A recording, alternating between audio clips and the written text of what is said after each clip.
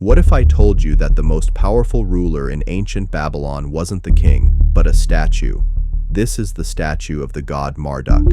And for over 1,000 years, empires lived and died by whether they possessed it.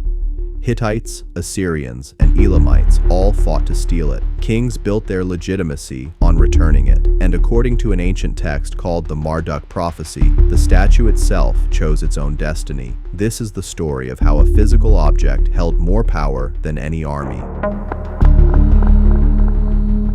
The Marduk Prophecy is an Assyrian document dating to between 703 and 6112 BCE, found in a building known as the House of the Exorcist, adjacent to a temple in the city of Ashur.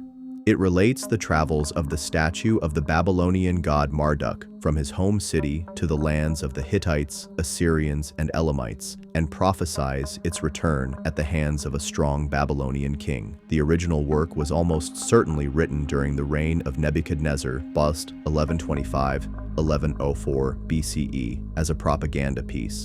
Nebuchadnezzar I defeated the Elamites and brought the statue back to Babylon, and the work was most likely commissioned to celebrate his victory. The author would have constructed the narrative to place the events in the past in order to allow for a prophetic vision in which the present king would come to restore peace and order to the city by bringing home the statue of the god. This form of narrative was commonplace in the genre now known as Mesopotamian Naru literature, where historical events or individuals were treated with poetic license in order to make a point. In a work such as The Curse of Akkad, for example, the historical king Naram-Sin, 2261–2224 BCE, known for his piety, is presented as impious in an effort to illustrate the proper relationship between a monarch and the gods.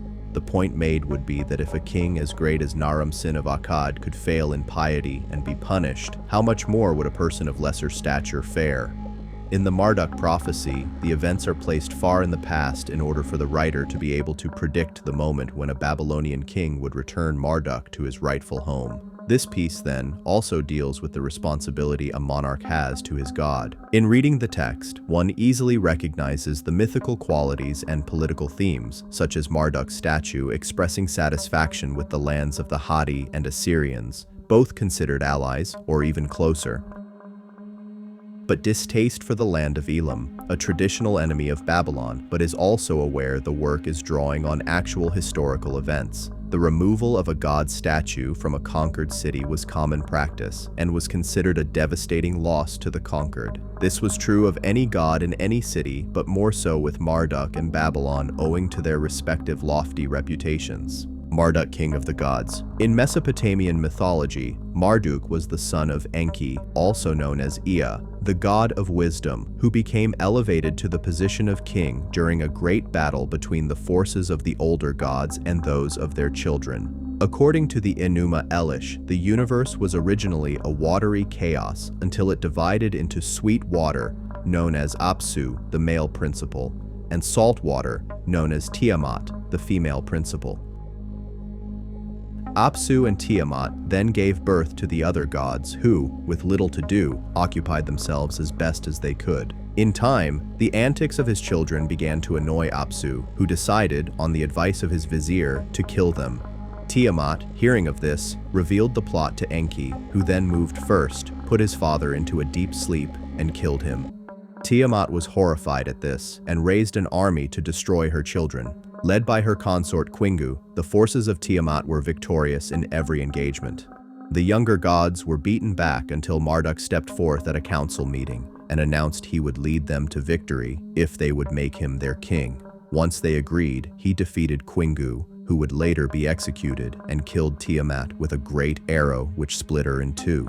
Having defeated the forces of chaos, Marduk set about the creation of the world, the ordering of the heavens, and the formation of a new creature called a human being. Humans would be co-workers with the gods to hold back the forces of chaos and maintain order in the world. In this way, all humans were children of Marduk who worked to do his will. Marduk's story became so popular that he became recognized as the supreme god. Scholar Jeremy Black notes that the worship of Marduk in its most extreme form has been compared with monotheism, though it never led to a denial of the existence of other gods.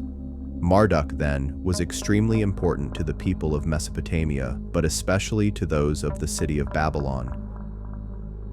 Marduk's importance to Babylon. Marduk rose to prominence as the patron deity of Babylon during the reign of Hammurabi, 1792-1750 BCE, and continued to be venerated in the city up through the time of Persian rule until Babylon was destroyed in c. 485 BCE by Xerxes the Great. The New Year's festival, known as the Akitu festival, could not be celebrated when the god's statue was absent from the city, as this was thought to symbolize the departure of the actual god's presence. Marduk was thought to live in his temple in the center of the city, just as the gods of other cities lived in theirs.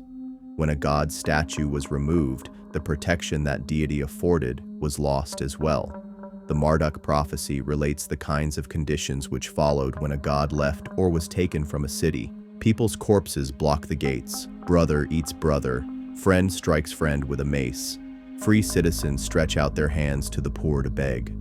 The scepter grows short, evil lies across the land.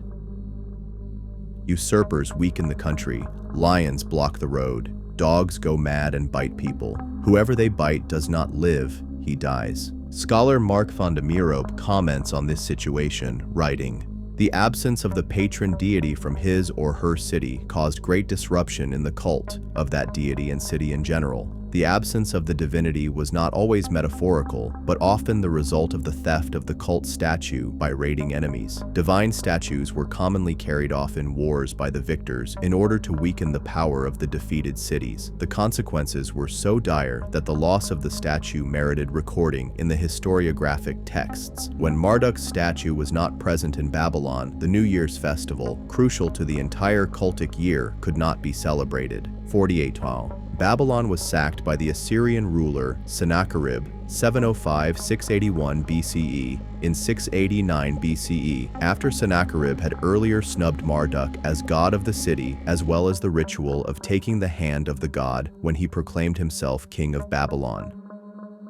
When he was assassinated by his sons in 681 BCE, it was considered Marduk's retribution for the insult to himself and his city. Sennacherib's successor, Esarhaddon, 681-669 BCE, went to great pains to distance himself from his father in rebuilding the city and honoring Marduk with an even grander temple, the Great Ziggurat of Babylon, model for the biblical Tower of Babel, where, according to Herodotus, the people believed the god himself came down from the heavens to mate with specially chosen virgins who lived at the top level.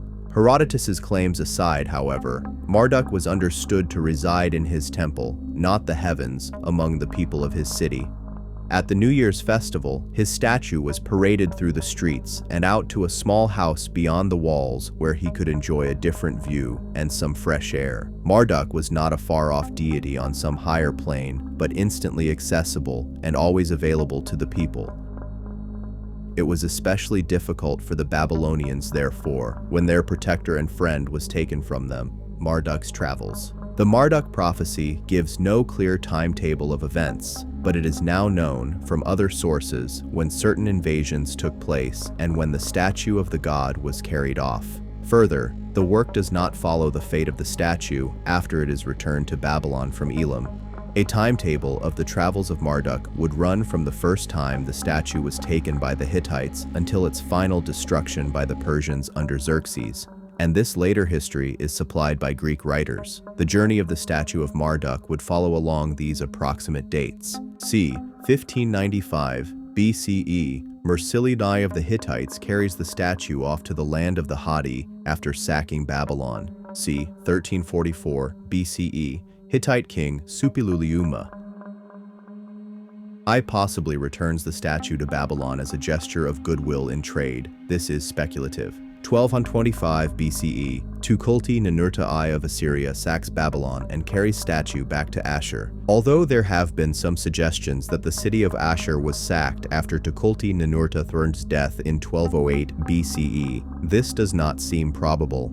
The next time the statue is mentioned, it is in the possession of Shutruk-Nakhunti of Elam, who most likely took it from the city of Sippar where it had been moved at some point. c.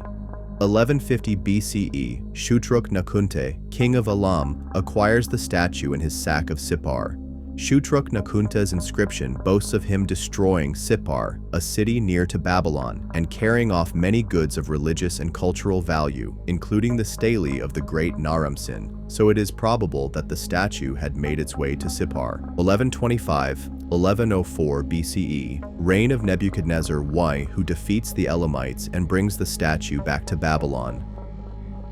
705–689 BCE, the statue remains in Babylon during Sennacherib of Assyria's reign until he sacks the city in 689 BCE and removes the statue, most likely to Nineveh. 681–669 BCE, Esarhaddon, Sennacherib's son, rebuilds Babylon, returns the statue, and honors Marduk with a new temple. 668–627 BCE, reign of Esarhaddon's son Ashurbanipal, during which the statue remains in Babylon. c. 634, c. 562 BCE, reign of Nebuchadnezzar II, during which the streets were widened so that the statue of Marduk could be more easily paraded on festival days, and especially at the New Year, when it would be carried out through the Ishtar Gate to the special house. c. 539, Babylon is conquered by Cyrus the Great of Persia. Cyrus had great respect for the city and its god. An inscription on a clay barrel in Cyrus's tomb justifies his assault on Babylon and relates how Marduk was on his side and is due praise for his victory. The conquest of Babylon is justified in that Cyrus claims the king had forgotten due praise to Marduk and was unfit to rule. c. 485 BCE, Babylon revolts against Persian rule, and Xerxes the Great destroys the city in retaliation, melting down the gold statue of Marduk. The reliability of the sources. As noted, the Marduk Prophecy is historical fiction created to celebrate the victory over the Elamites of Nebuchadnezzar III. The sources which trace the fate of the statue following its return to Babylon are historical in nature, but the two central writers, Herodotus and Diodorus Siculus, have both been criticized for inaccuracies and outright fables in their respective works. Herodotus's accounts of Babylon have seemed suspect to readers since his own age, and Diodorus is responsible for the elaborate description of the Hanging Gardens of Babylon, which scholars now believe, if they existed at all, were at Nineveh. Both of these writers were vehemently anti-Persian, and a story of a Persian king destroying the statue of a god to teach a lesson to the people of a city he had just razed would have neatly furthered their respective agendas in portraying the Persians as insensitive, brutal, and impious. The final fate of the statue of Marduk then, according to the Greek writers, might well be suspect, but for the fact that there is no more mention of the statue in any sources after Xerxes' assault on Babylon, and no ancient writers contradict Herodotus's account. Babylon was taken by Alexander the Great when he conquered the Persian Empire in 331 BCE, and no mention is made of the statue, nor is it ever mentioned in later accounts. It would seem then that Herodotus and Diodorus are correct in their conclusions, unless some as yet undiscovered source appears to present a different story. The Marduk Prophecy is not so much relevant as history as it is in understanding the great value the people of a city placed on their patron deity. Marduk was not just some invisible, ethereal being one prayed to in time of need or praised in time of plenty, but a close friend and neighbor who lived just down the road.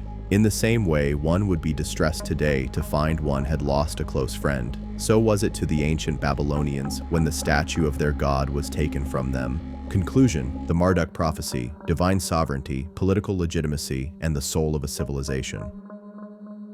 The Marduk Prophecy stands as a profound testament to the intricate interplay between religion, politics, and identity in ancient Mesopotamia. Far more than a mere historical record or a piece of imaginative literature, it functioned as a sophisticated tool of royal propaganda, a theological treatise, and a cultural mirror reflecting the deepest fears and hopes of the Babylonian people. Composed during the reign of Nebuchadnezzar, 1. To celebrate his triumphant return of Marduk's statue from Elam, the text masterfully blends historical events with divine prophecy to legitimize the king's rule and reinforce the god's centrality to cosmic and social order. Its narrative, framed as a vision from the past predicting a glorious future, serves as a powerful reminder that in ancient Mesopotamia, the fate of a city and its god were inextricably linked, and the responsibility of the monarch was not just to govern people, but to steward the very presence of the divine. The god and the city, a symbiotic relationship. At the heart of the prophecy is the concept of the divine statue as the literal embodiment of the god. Marduk was not a distant deity ruling from the heavens. He resided in his temple at the center of Babylon, accessible to his people, sharing in their daily lives and seasonal rhythms. His annual procession during the Akitu festival was not merely a ritual, but a reaffirmation of the world's order, a time when the god renewed his commitment to his city and king. The removal of his statue was therefore catastrophic. It meant the withdrawal of divine protection, the collapse of social order, and the descent of chaos. The prophecy's vivid descriptions of famine, brother turning against brother, and the breakdown of civilization were not hyperbolic metaphors, but genuine reflections of the trauma inflicted upon a city whose god had been taken captive.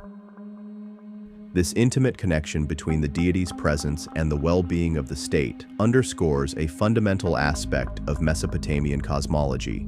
The gods were not abstract entities, but active participants in human affairs, and their physical representations were essential to maintaining harmony between the human and divine realms. Political propaganda and the theology of kingship. The genius of the Marduk Prophecy lies in its use of the Naru literature genre, where historical events are reimagined through a prophetic lens to serve contemporary political aims.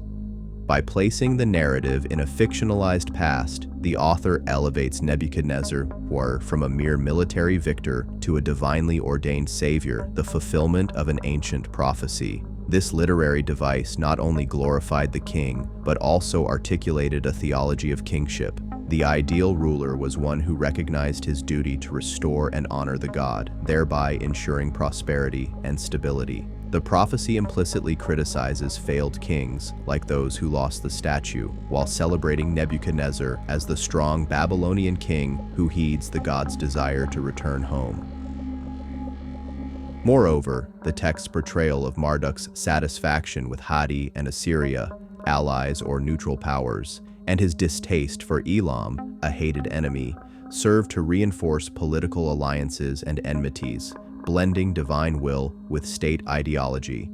In this way, the prophecy functioned as both a celebration of national revival and a warning to future rulers: neglect the god and risk the collapse of everything. The historical journey of the statue, symbol of imperial struggles. The travels of Marduk's statue, from the Hittites to the Assyrians to the Elamites and back, mirror the geopolitical struggles of the Bronze and Iron Ages. Each transfer of the statue marked a shift in regional power. The Hittite sack of Babylon, c. 1595 BCE, demonstrated the vulnerability of even the greatest cities. The Assyrian conquests, under Tukulti-Ninurta I and later Sennacherib, highlighted the intense rivalry between Babylon and Assyria, with the statue becoming a trophy of war and a tool of psychological domination. The Elamite seizure of the statue, c. 1150 BCE, represented the ultimate humiliation as Babylon's patron was taken by a traditional enemy. Nebuchadnezzar's recovery of the statue was thus not just a military achievement, but a cultural and religious reconquest, a restoration of Babylonian pride and identity. Later, the respect shown by Cyrus the Great, who credited Marduk for his victory, and the brutal retaliation of Xerxes, who allegedly destroyed the statue, illustrate how the symbol of Marduk remained potent across centuries, revered by conquerors who sought to legitimize their rule, and despised by those who saw Babylon as a threat. The legacy of Marduk, from mythology to memory. The Marduk prophecy also reflects the evolution of Marduk's role in Mesopotamian religion. From his rise to supremacy in the Enuma Elish, where he defeats chaos and creates humanity, to his elevation as patron of Babylon under Hammurabi, Marduk became a symbol of cosmic order and kingship. His statue's journeys and eventual destruction, if Herodotus and Diodorus are to be believed, mark the end of an era. The melting down of the gold statue by Xerxes around 485 BCE was not just an act of political repression, but a cultural and spiritual death blow, a deliberate erasure of Babylon's heart. Thereafter, Babylon declined, and Marduk faded into memory, though his legacy influenced subsequent monotheistic traditions through themes of divine kingship, creation, and order versus chaos. Final reflections: the prophecy as a window into ancient consciousness. The Marduk Prophecy endures as a window into the ancient Mesopotamian mindset, where the divine was immanent, history was cyclical, and the king was the linchpin between heaven and earth. It reminds us that for the Babylonians, the loss of their god was not a theological abstraction, but a tangible crisis, one that echoed through generations until a rightful king could set things right. The prophecy's blend of poetry, politics, and piety captures the essence of a civilization that saw itself as engaged in a perpetual struggle to maintain order against the forces of chaos, both human and divine. Ultimately, the Marduk Prophecy is more than a relic of a lost world. It is a timeless exploration of the relationship between power and faith, identity and iconoclasm, and the enduring human need to believe that even in the darkest times, a savior will come and the god will return home. Thanks for watching, everyone. If you enjoyed this video, don't forget to like, subscribe, and hit that notification bell so you never miss an update. Drop a comment below with your thoughts. I love hearing from you. Check out more videos on the screen, and I'll see you in the next one. Take care.